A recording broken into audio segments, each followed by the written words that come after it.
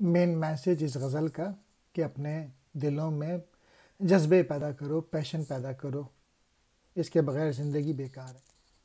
دل مردہ دل نہیں ہے، اسے زندہ کر دوبارہ، کہ یہی ہے امتوں کے مرض کہن کا چارہ۔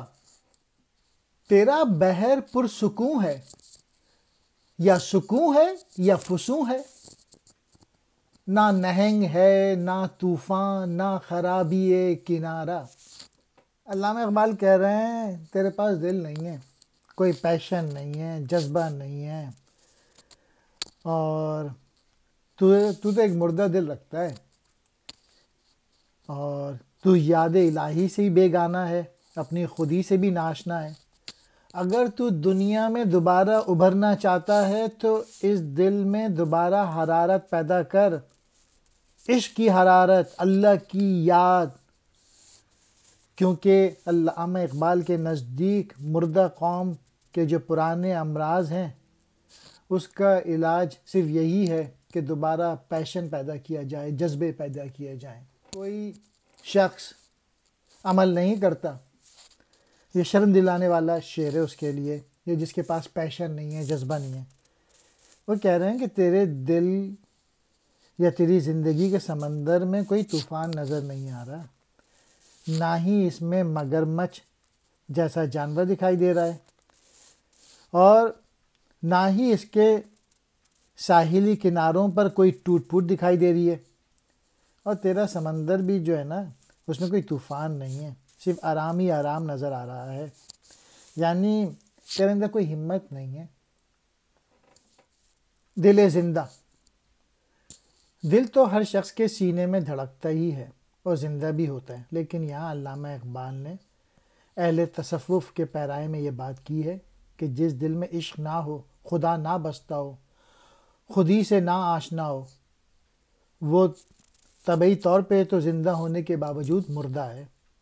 مرض کہن پرانی بیماری، چارہ علاج۔ بحر کہتے ہیں سمندر کو، سکون کہتے ہیں آرام، فسوں کہتے ہیں جادو، نہنگ کہتے ہیں مگرمچھ، خرابی کنارہ کنارے کی ٹوٹ پھوٹ۔ یہ iqbal.urdu.blogspot.com سے یہ میں نے انگلش ٹرانسلیشن بورو کی ہے۔ A heart devoid of love is dead. Infuse fresh life in it again. It is the only cure for folk who suffer from some chronic pain. Your sea is full of calm and rest. Is it repose or magic art? No sharks and storm disturb your sea. Intact it coast in every part. یعنی اپنا potential بڑھاؤ، اپنی صلاحیتیں بڑھاؤ، کوئی طوفان پیدا کرو اپنے اندر۔ تو ضمیر آسماں سے ابھی آشنا نہیں ہے، نہیں بے قرار کرتا تجھے غمزہ ستارہ۔ تیرے نیستاں میں ڈالا میرے نغمہ سحر نے، میری خاک پہ سپر میں جو نہاں تھا ایک شرارہ۔ نظر آئے گا اسی کو یہ جہان دوش و فردا، جسے آ گئی میسر میری شوخی نظارہ۔ علامہ اقبال اس شعر میں کہہ رہے ہیں کہ تم لا آف نیچر سے نا ابھی نا واقف ہو، یعنی as you sow shall you reap, جو تم بوگے وہی تم کاٹو گے۔ یہ دنیا، یہ آسمان صرف ان افراد اور اقوام کو زندہ رہنے کا حق دیتا ہے جو اپنے اندر عمل، ایکشن، ایگزیکیوشن کی قوت رکھتے ہیں۔